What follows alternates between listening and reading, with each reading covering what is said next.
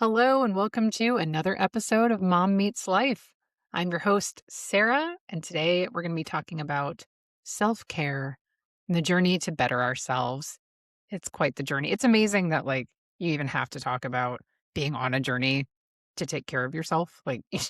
We should always take care of ourselves, but sometimes we get lost in the shuffle. So, today we're going to talk about self care, some exciting milestones in my life, and let's get into it. So, if you've been watching the podcast, listening to the podcast, following the podcast, whatever you do, you probably know that I have been on a journey to lose some weight. I got a little bit chunky during my divorce. I was chunky. And no fat shaming here. Like, whatever your body type is, I'm sure you're beautiful. But I did not like who I was because I had never looked like that before. In high school, I was really skinny. I was also really sick in high school. There is an episode on this with my struggle with endometriosis, and I was like 100 pounds in high school. I was so small. I looked awful. But then, I gained a normal amount of weight and I looked really good for several years. And of course, when you have kids and things change in your life, sometimes you can gain weight and you don't feel like yourself. But even in high school, I remember thinking, like, I'm so chunky. Do you ever look back at pictures where you're like, oh my gosh, I thought I was ugly? And you're like, God, I look so good there. My youth is fleeting. So I got chunky. I was taking terrible care of myself. I wasn't even taking care of myself. I was doing the opposite of taking care of myself. I was making a lot of really poor decisions for my body. I was not working out at all. And not everyone works out. I think that some people take a nice brisk walk once a day and that's their workout, totally fine. There's other people who are like, I have to go to the gym daily and get swole, be on the swole patrol. Like, that floats your boat, do it. And I have to have my protein shake in the morning. Whatever you do is great for you, but that was not me. I was doing the opposite. I was sleeping as much as I could because my sleep was so fucked up. The first 6 months of my divorce process, I wasn't sleeping. I was so used to having someone here, and as a woman too, I'm gonna take away my feminist card for a minute here and say, you like having a man next to you, it feels safe. All of a sudden that security is gone. You're all by yourself and you are the head of the household protecting all the little people in your household and all the animals and yourself. And it's kind of scary. Like, I live in a nice neighborhood. I mean, we've never had anyone try to break in, knock on wood. But it's still scary. You're used to having that security. And then when that security decides to leave you for someone younger and blonde, you're like, oh, here I am by myself now. So you have to become your own villain and protect your home. Anyway, so I wasn't sleeping. It was scary. So I'd wake up a lot of times in the middle of the night. I always had the hall light on, the bathroom light on, the TV on, just to have light and feel like had someone near me, especially when you have kids with someone and then your kids are gone for a little bit during the week. It's very quiet and scary. I wasn't sleeping. And when your sleep is messed up, everything else just spirals. So there was that. I was really pale. I never really went outside. I just wasn't taking care of my hair or my skin or my nails or my body at all. I wasn't drinking enough water. I was drinking enough wine to take down a fucking elephant. I've mentioned this before. I would buy a box of wine and just be like, "Whoop, whatever. This is the next 2 days of my life. I'm just going to sit here and drink this." Of course, I was working. When I had the kids, I wasn't drinking. But when I was by myself, I'm like, screw it. I'd buy a box of Triscuits and some cheese, and I would drink my box of wine. And that was my night. And I really got caught up on Gilmore Girls. Great show, great writers, brought me back. But that was what I was doing. And I was starting to explore new friend groups, and they were starting to get me out of the house more. And the first group that I started to hang out with was not good for me. I don't wanna speak ill of them, but they were doing things that I never did before, and I even now being single and meeting other single people, they're like, "We don't do that either." Like, "That's weird. Why are you going out on a Wednesday night? You work the next day." Like, "What are you doing?" So we'd go out and, do shots and hang out with people, and they're like, "Oh, I have this great guy for you," and he's an absolute piece of garbage from my town. Like, "Yeah, I've been married 4 times. I'm a high value man." Like, ew. Did I tell you about the time I got slapped by a man at a bar? I had a friend who said that this guy looked like Jason Aldean. I don't know who Jason Aldean was. I thought it was like a mix of Paula Deen and like someone else. I'm like, who is this? It's a country singer, apparently. I don't listen to country music. Come at me. I don't care. I don't like country music. Some I like, but anyway. So this guy shows up. I don't know what Jason Aldean looks like, but this guy shows up and I'm like, he's not very good looking. Like, is Jason Aldean not very good looking? Because ew. And I was telling him about there's a story with slapping. I don't even remember what it was, but he's like, oh, like this. And he took his hand and slapped me across my face and stuck his dirty, greasy thumb into my eye. And me today would have broken his hand, but me back then was like, what the fuck are you doing? And I just walked out. I like left. I was like, I'm so shocked. I don't even know what to do here. So I just left, never talked to this person again. And my friends were like, oh my God, it's so funny. I'm like, that's not funny. A man just slapped me. But anyway, I got his nasty, greasy thumb in my eye. And that was like a high quality. Everyone, oh, he's so high quality. He's a great guy. He looks like Jason Aldean. He's a piece of shit. Let's call a spade a spade. Like, what the fuck are you doing? But I didn't know any better. Like, I had never been single and I was hanging out with these people who were like, oh, this is the type of guy for you. And I'm like, I don't really find that attractive. And everyone found these like blue collar men really attractive. Whatever job you have, great. Like, I'm sure I'm going to get hate for this. Do your job. I don't care. But when we are like, oh my God, he's blue collar, he's blue collar, he's blue collar. Like what they say, what they mean by that is he works really hard at some job and you get to stay home and make him his lunch in the morning. Fuck no. Make your own fucking lunch or take a Lunchable. I'm not doing that. So there's this like mindset in the South of like, get a good blue collar man. He's a hard worker. He's this and that. Okay, great for you. Not really my type. There's nothing wrong with that. I have found what I like, and what I like is more of a white collar approach. I was dating that blue collar man that I talked about on the podcast. And when we first met, I was starting to fall for him. And then he went to jail. And I was like, that's it. No more. And I'm not saying all blue collar men are going to go to jail, but I had it. I'm like, nope, not doing this. This Southern mama's boy. Oh, yeah, I was raised by my mama, and my ex left me and she's a piece of shit. Now I'm out on my own. I'm looking for my woman. Like, that's not cute. Who the fuck finds that attractive? Like, these girls are just like, oh my God, he's so cute. No, he's not. He's a piece of shit. And you like these barflies who hang out in my podunk cesspool of a town. Like, these girls show up looking like a damn jack-o'-lantern with half their teeth missing. They're like, I haven't met him from high school. Like, get your dentures fixed first, lady. Like, what are you doing? I digress. So anyway, I was hanging out with shitty people, eating shitty things, drinking all the time, not sleeping, not taking care of myself. And I was chunky. Like, you know that song, I like 'em big, I like 'em chunky. I did not like myself big or chunky. I was the complete opposite. I was miserable. So I got chunky and I didn't like how I looked and I didn't like how I felt. That was the biggest thing. I felt like shit all the time. So I'm going to do something that most women never do. I'm going to talk about what I weigh. I'm going to tell you my weight. What? I don't give a shit. Like, weight is such an arbitrary thing. Like, it's really not. Like, if you look at health, health conscious people, like weight does matter, but you have to take into account height. You have to take into account muscle. Like, there's a lot of things like the BMI scale. It tells me basically where I am now. I need to be like 30 pounds lighter to be considered healthy. And I am the healthiest I've ever been. So it's an odd scale. I am more muscular. So I take that with a grain of salt. But I have worked with my doctor on what would work for me, and I still have about 20 pounds to go, which is totally fine. I think I'm going to work on it. If I get there, great. If I don't, I'm happy where I am. Weight is a hard thing. Like I hate a goal number because you see that number and like if you're not there, you feel like you failed. And I don't feel like that at all. Like as I lose weight, I'm like, I feel good. This fits better.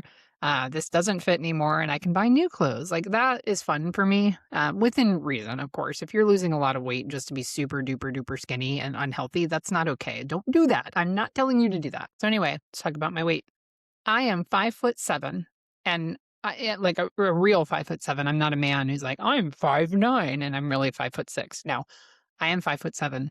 Exactly. Have been since 7th grade. I'm 5'7".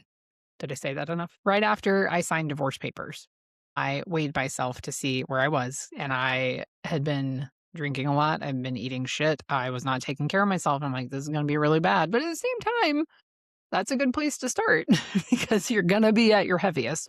So I weighed 236 pounds. And if you are 5'7" and weigh 236 pounds, if you're 5'7" and weigh 280 pounds, I don't want you to listen to this or watch this and think, oh God, am I fat? Am I chunky? You do you, boo. Whatever works for you, whatever you are comfortable with, wherever your goals stand, stick with that. But yes, I don't want you to hear 236 pounds and be like, I'm not even there. She thinks she was chunky and I weigh more than don't take that. This is my own personal preference. When I had my first child, I was like 155 pounds. And when I had the twins, I was like 180. I think I went up to about 200 after they were born because I had twins. But then I lost weight because I was breastfeeding. And honestly, I didn't really weigh myself at that time because I knew it was going to fluctuate so much. So I was in like the probably 190 to 200 range for a long time. Right before COVID hit, actually, 2020, I was like, I'm going to lose weight. And my ex-husband and I went on a vegan diet. I had actually done keto before that. And when he did keto, he lost like 25 pounds. I lost 0, 0 pounds. I looked better because I was gaining muscle, but I lost nothing. It was not good. Then when we did vegan, I lost 30 pounds and I felt really good. I think the lowest I weighed at that point was 185, and that felt really good. I'm like, here we go. I got this. So my weight has gone up and down for several years. So when all of this happened, I decided to make a change. So I am now 176 pounds, which means I have lost 60 pounds since my ex filed for divorce. Well, since we signed our divorce papers. It is amazing what your life looks like losing that amount of weight. Like when you were overweight before and feeling tired and sick all the time and just miserable. I mean, divorce makes you feel miserable anyway. You can be your ideal weight and still feel like crap. So trust me, that didn't help. But then to lose weight on top of that, like it has just been such a godsend. I feel so much better. So I'm celebrating today. 60 pounds is significant. Like that is a significant weight loss. So I encourage you, if you're going through something like this and you're like, I just want to get motivated, do what you need to do. Like, well, don't do it. You know what I mean? Within reason. So the men out there, I don't know if I mentioned this, but last week I offended all the men on the internet. Not all the men, but just very, I guess, broke boys, you can call them.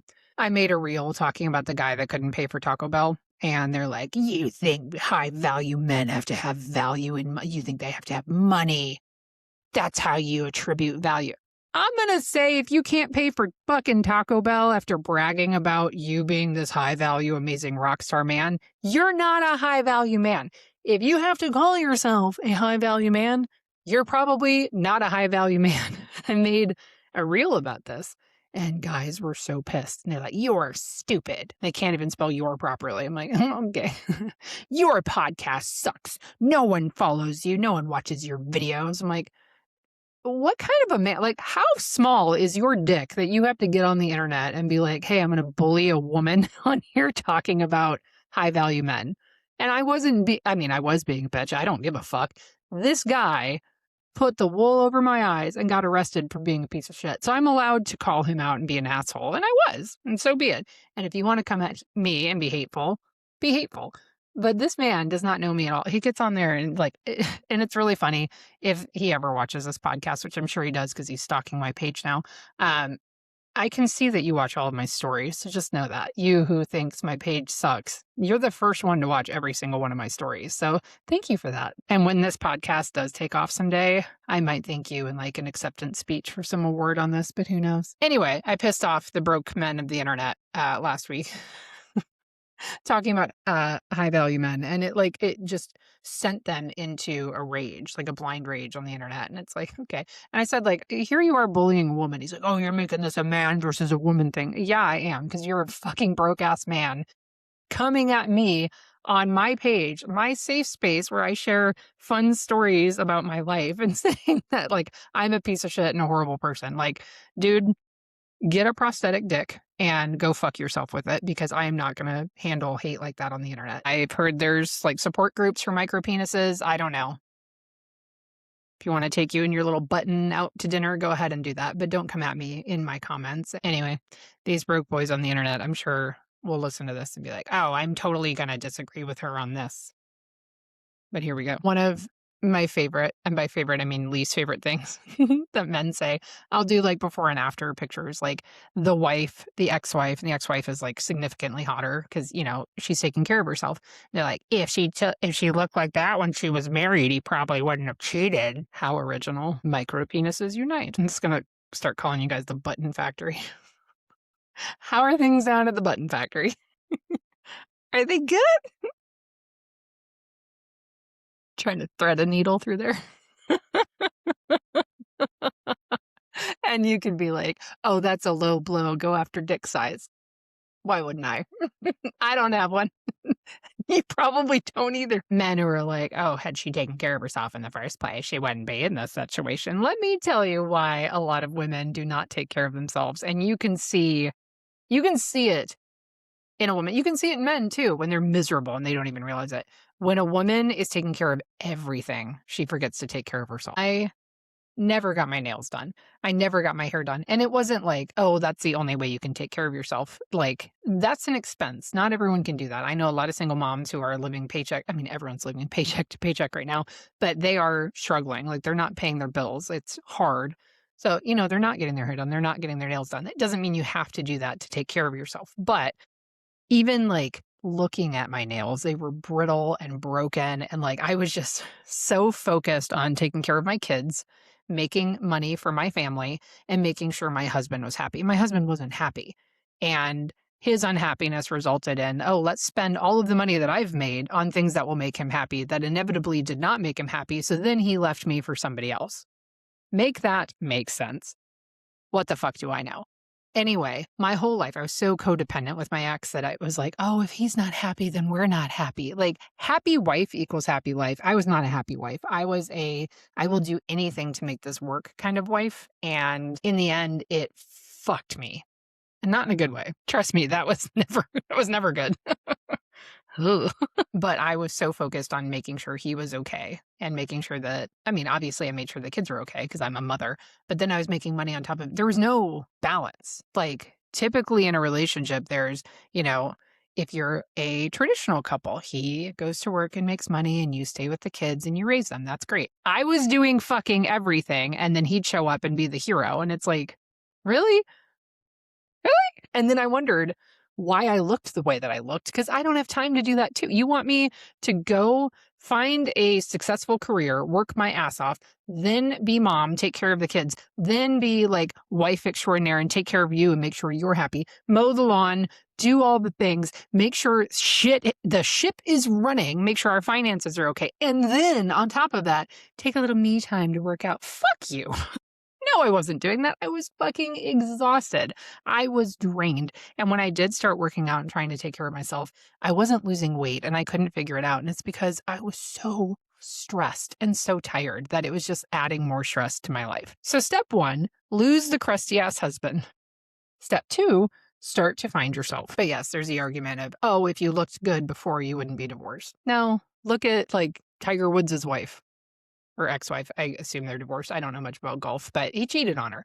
Look at all the men who've cheated on beautiful women. It's not a beauty thing. Like, if you're gonna cheat, you're gonna cheat. But as a mom and as a wife, there's a lot of guilt associated with prioritizing yourself. I would have moments where I'm like, "Oh gosh, if I do this 1 hour workout or 30-minute workout, like that's taking time away from the kids. That's taking time away from my job. That's taking time away from my husband. Like, I don't have time for that." I could not prioritize myself.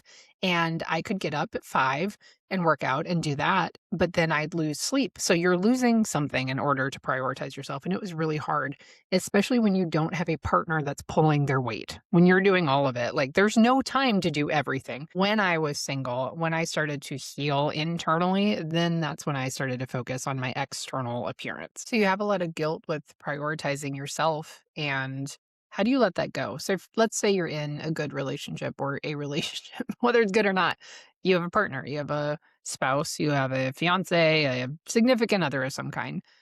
And whether or not you have kids, you have time. There's time in a day that is dedicated to doing different things. How much time do you spend on yourself? That's a hard thing to answer because everybody is different. Every job is different. Every relationship is different. Every life is different. I think it becomes a matter of prioritizing things and compartmentalizing things is difficult to do, but you have to do what's right for you. So if, going to the gym makes you feel good, go to the gym. But if I've met when I used to work out at Planet Fitness, and there were all these dads there in the morning, and their wives were, like, getting the kids ready and like, "Oh, well, he had time to go to the gym, and I've been doing this." Like, if your wife is at home struggling and just, like, absolutely ragged, she's run ragged, she looks like shit, and you're there every day getting your workout in, like, maybe your priorities are fucked.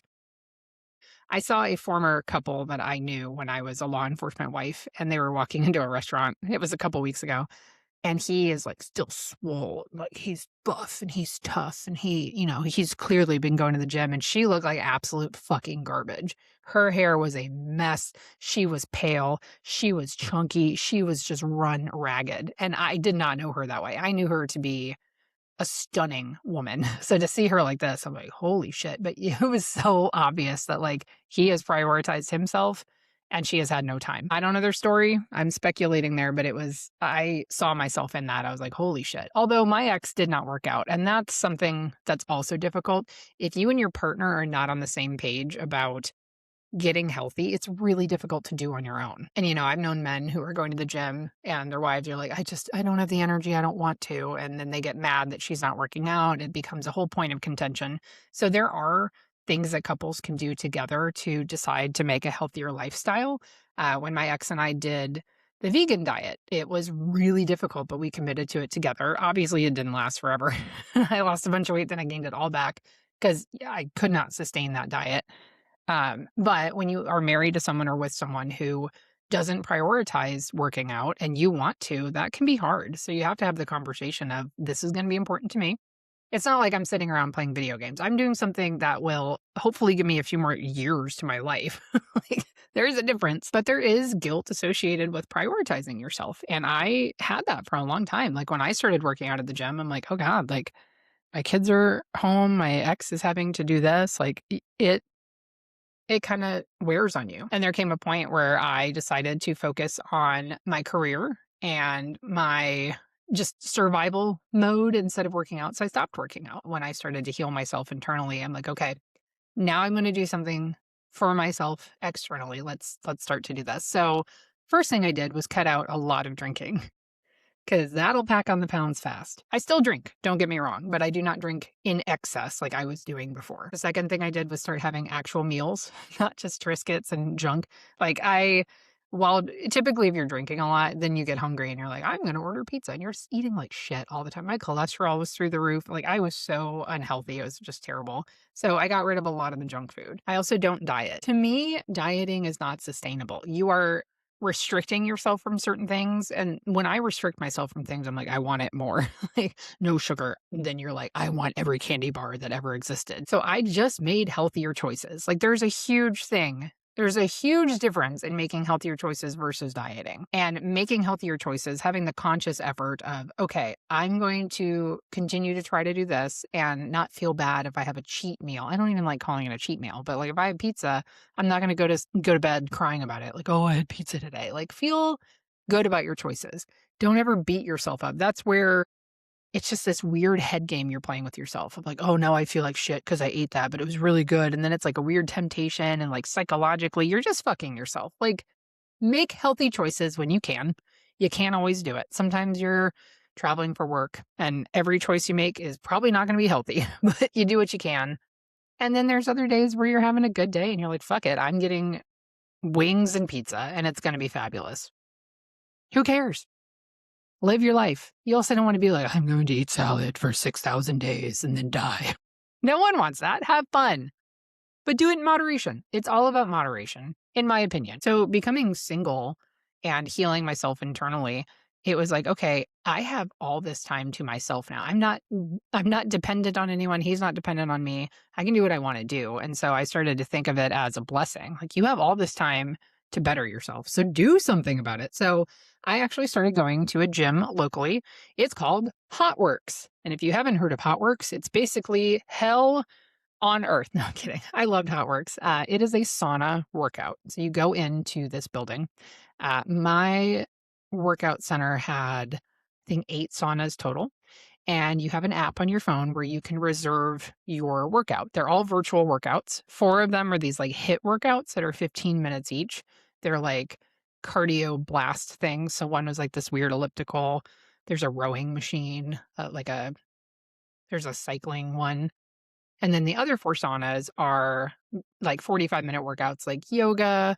One was called Warrior. It was like yoga on crack, Pilates, bar, buns, all of the fun workouts that HotWorks had. So it can be up to 3 people in a sauna, and you would see if anyone else had booked. And so I always went by myself, and I loved that. I loved being in a sauna by myself because it's really awkward to work out with a complete stranger in a tiny sauna, and it's 130 degrees in there. It's fucking hot. Like yoga is tough enough, Pilates can be tough enough, but when you're sweating your ass off in 130-degree temps for 45 minutes. So with doing HotWorks, I lost 35 pounds, making better decisions, working out consistently, and eating better. Then I started to go through this kind of head game of why am I driving to this place to work out by myself when I work from home by myself, and I'm by myself a lot.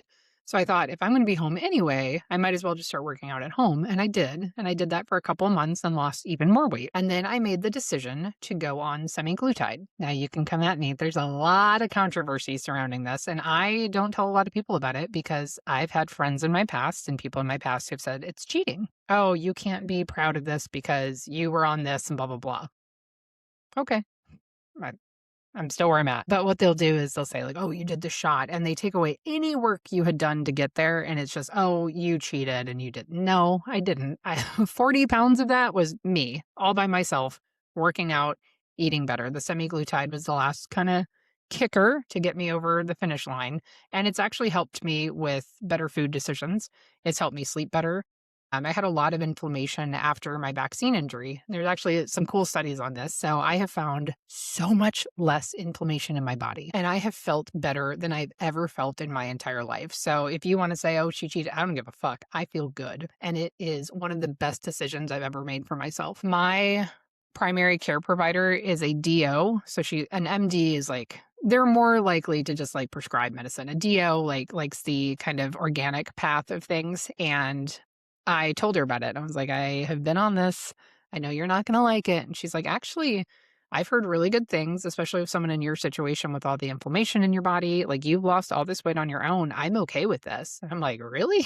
I had no clue that she would be all right with this. And she said the way that I've been doing it is brilliant. I've been microdosing it to where I'm not, some people are on like major doses of this and they're sick all the time and they don't want to eat anything and they're like starving themselves.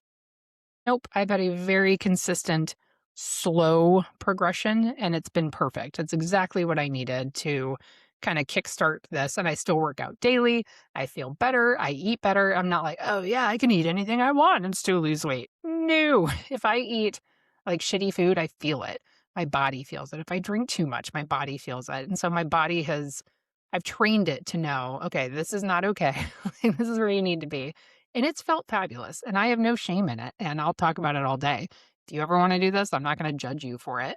I think there are people out there who have just this mindset of, if you're not doing it my way, then you're cheating. Well, go fuck yourself, buddy. Like, what do you want me to do?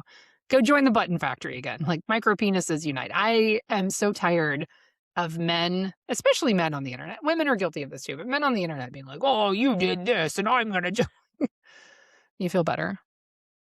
Did you talk about testosterone today? I guarantee you listen. If you are one of those men, I guarantee you listen to podcasts on testosterone, and you're probably part of the button factory. So with my weight loss, one thing that I have really started to notice is my confidence. There is an odd mixture for me because I think a lot of my confidence has come from getting rid of bullshit in my life. And I think it's more of an internal thing of, okay, I had all this bad stuff. I had a shitty ex-husband who just everything he could have done well, everything he could have honored, everything he could have done the honorable, correct way, he fucking failed at in the most profound way. He was an epic failure of a human being. Honestly, I'm going to say it. I don't give a fuck. What are you going to do? Oh, she hurt my feelings. I don't care. But he failed. He failed so spectacularly that at that point, I was fucking done. No part of me was holding on like, well, maybe there's still a good part of... No, you fucked me over fuck you. So there is a part of me that died.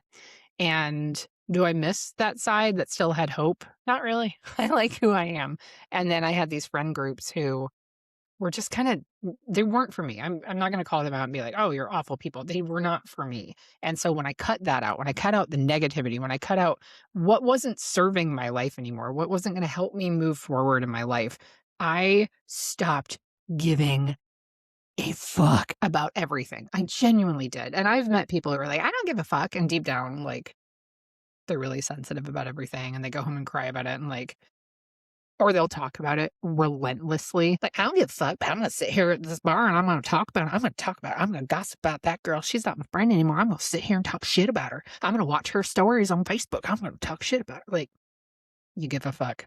There are many people watching my stories on Facebook who clearly give a fuck because they're still watching my life, but what do I know? But when I say I don't give a fuck, I don't give a fuck. I don't go watch people's, I don't care. When I'm done, I'm done. I move on. Like, that's my life now. There was a part of me that internally like died and then grew into someone else. I don't know how else to explain it. I died and then came back as a different person.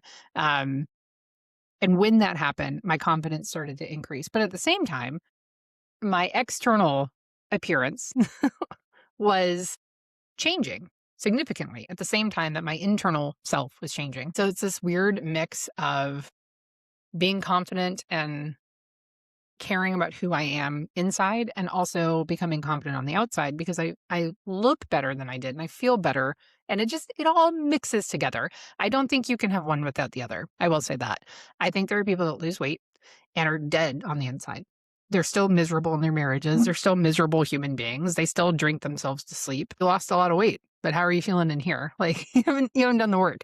So if you're not doing both at the same time, you're doing yourself a disservice. And there are a lot of people who get like super jacked and like make Facebook profiles and are like, yeah, watch me for fitness. I'm so cool. And deep down, they're the most insecure people you'll ever meet. I am not that way. I have lost weight, but I'm still healing on the inside and changing on the inside. And I don't put an external facing thing out there that's just insecurity. It's happiness, it's light, it's confidence. And I like it. I think authenticity and confidence are so much more attractive than any external facing thing about a human being. Like if you are authentic and confident and just happy with yourself, that to me is so much better than being this like jacked, muscular man. I would take a confident, happy, authentic person who has a dad bod any day over a man who is insecure with like muscles for days. Just would. I don't know if men are the same. I've known a lot of men who are not the same. They're just like, no, we just want someone hot. Okay, cool. Go find her. So, what makes someone beautiful? Is it confidence? I think it really depends on your gender, honestly, and what you've been sold your entire life. So for women, especially, men, I think you go to the gym, you can work out, you can have like hot bods, whatever, you can get testosterone, like injections. I don't know what you're doing, but cool.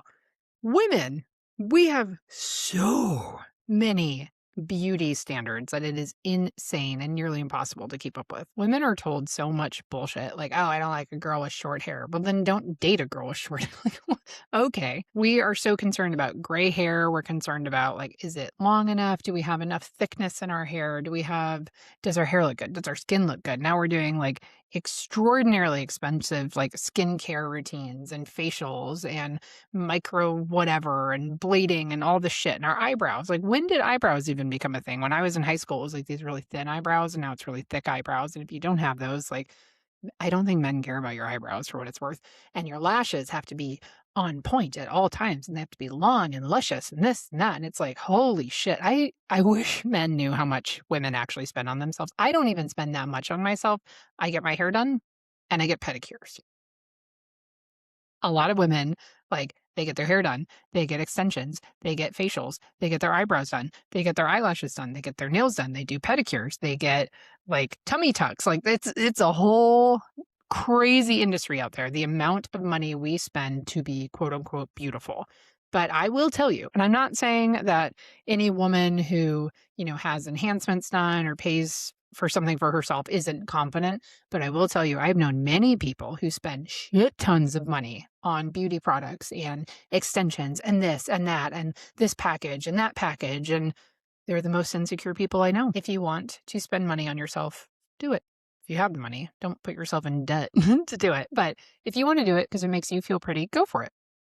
I don't care. What you do with your body is your body. It's not my body. I don't care. I will say, even since losing weight, I'm like, man, I used to have, like, every girl has been through this. Like, my boobs used to be, they were great. I had great boobs. I still do. My boobs are nice. But back in the day, whew, before kids, God help us all. They were amazing. And I wasted them on a crusty ass man. Like, gosh. But I will say, since having kids, like, I understand why women get breast lifts. I understand why women get implants. Like, it's fun. Like, I could see, like, having some good old perky tits walking out there. Like, that would feel good. But there's also this part of me that realizes, like, I'm going to get older.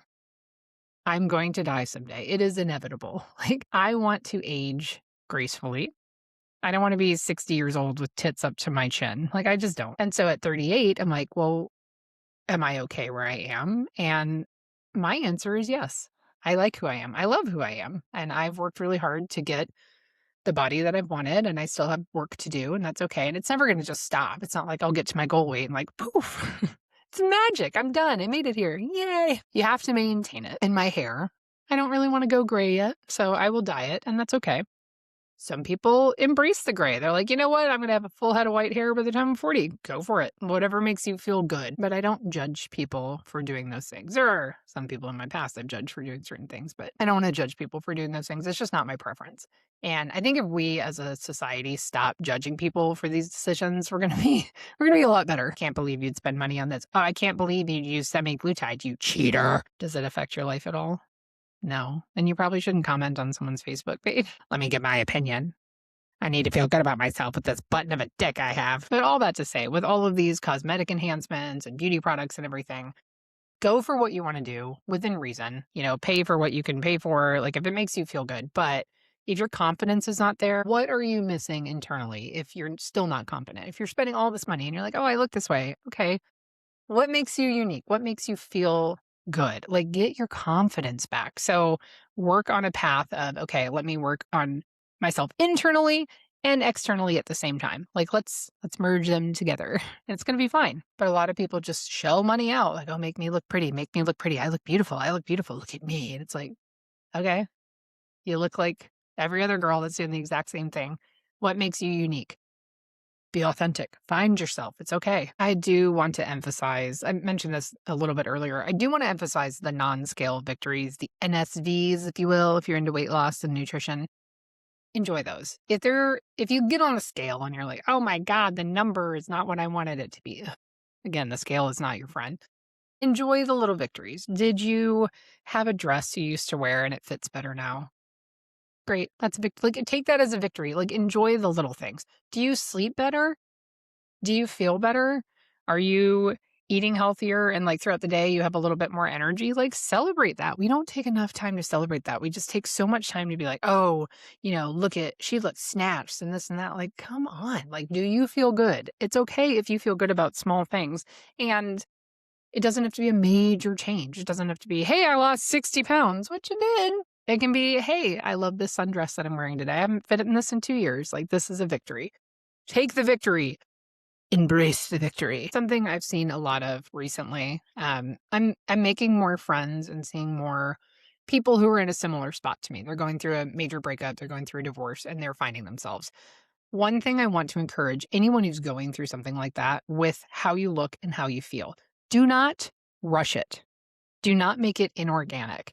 And that sounds weird, but hear me out. When I got a divorce and I found out my ex was dating the woman he told me not to worry about, I was like, fuck him. I'm throwing a divorce party. And I'd be like, yeah, see you later, sucker. Look at me. I'm hot. And I wasn't hot. I felt like shit.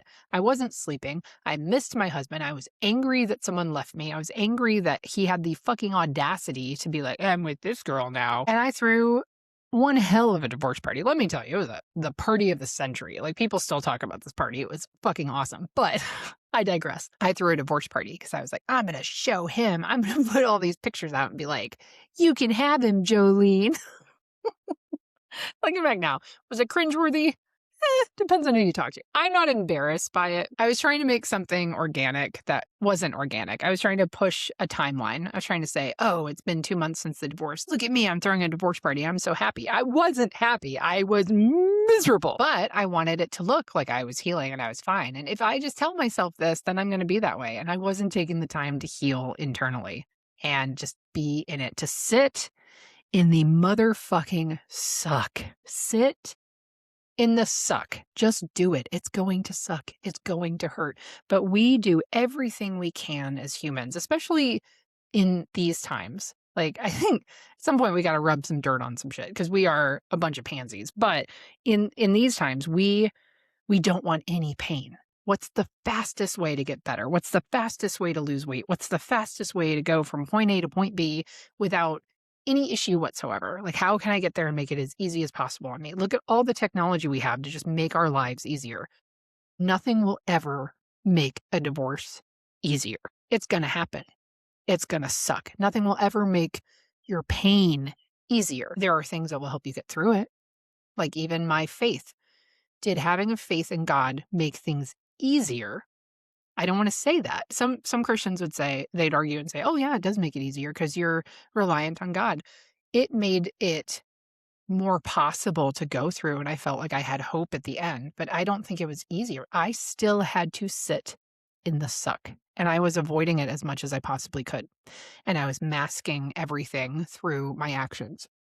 Oh, if I drink, if I go out, if I put a bunch of pictures on social media with these new girlfriends of mine, everyone will see how good I am. Anyone who knew me knew that isn't her. She's drowning. She's not doing well. But the new friends I had didn't see that. They're like, oh, she's fun. She's a blast. They didn't know me. They didn't know I wasn't doing well. I was screaming internally. I was drowning internally. I was crying out like, please help me. Please help me. I'm not doing well. And no one saw it. So don't rush the outcome. Don't rush the process of just not just divorce and breakups and healing, but everything. Like if you have a goal weight, don't rush the process. Don't tweak the process. Don't fudge the numbers. Don't get on Facebook like, oh, I'm at 50 pounds lost today when you've really lost 20. What good is that going to do? Like, and don't beat yourself up if you say, I have a goal of losing 50 pounds and you've only lost 20. That's okay. There is no magic date and number that this has to be done by. Sometimes you have like a wedding or something you're going to, and you're like, I would love to lose 15 pounds by this date. And it doesn't happen. And that's okay. You set a goal. We don't always reach every goal we're gonna set. It's not realistic. But did you try?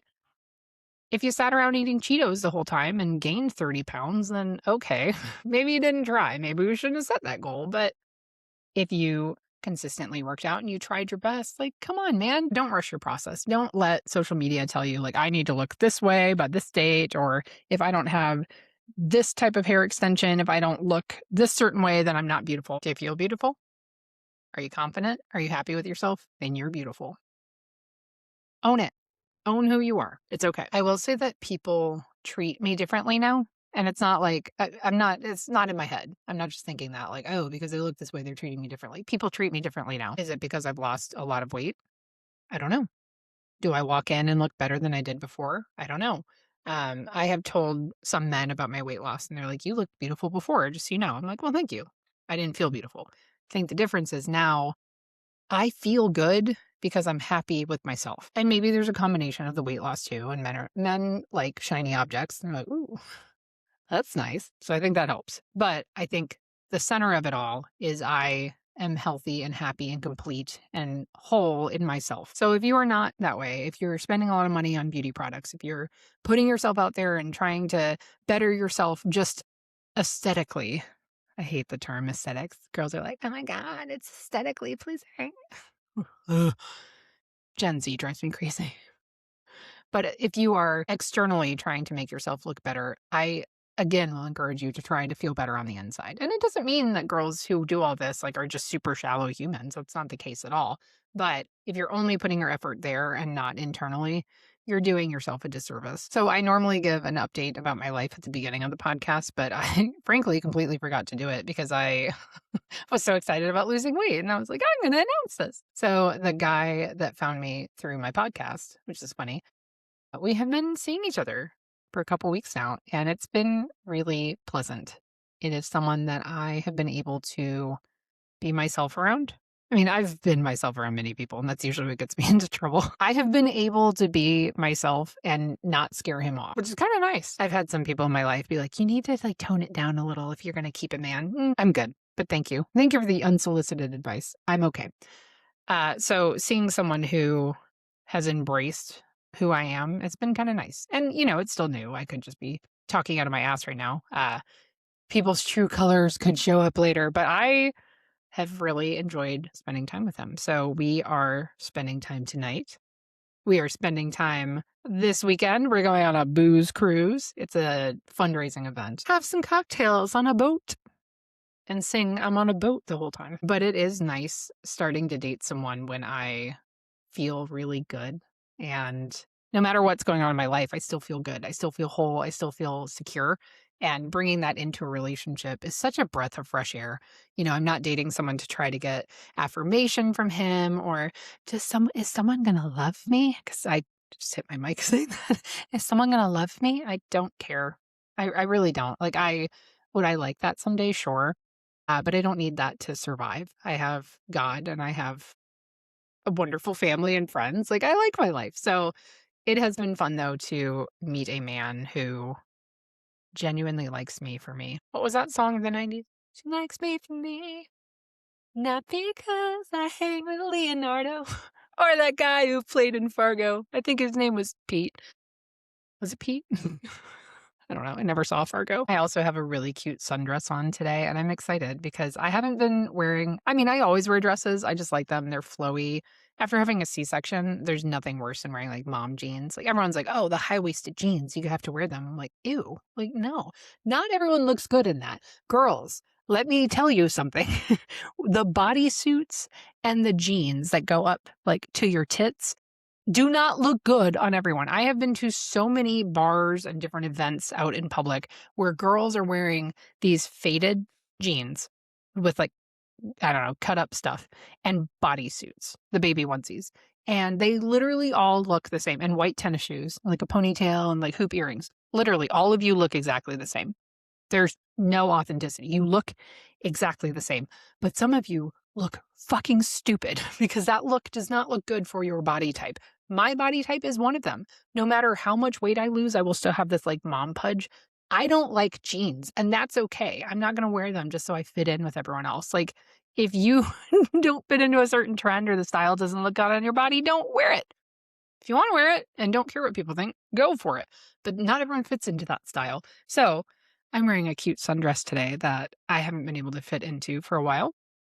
It is a size much smaller than I used to wear, and I'm celebrating tonight by eating pizza with a hot man and watching basketball, so life is good. And the bangs are still banging. I don't know, like, what I was doing before. It's funny, my ex-husband hated bangs. He hated them. He's like, I hate them. I don't like how they look. It's not for me. Like, I don't want you look too much like your mother. He'd always get like weirded out by bangs, but literally every person that I have come in contact with since getting the bangs is like, holy shit, the bangs look amazing. So yet another thing my ex-husband failed at. Thank you for listening to another episode of Mom Meets Life. I hope you all have a fabulous week, and I will see you on the next one.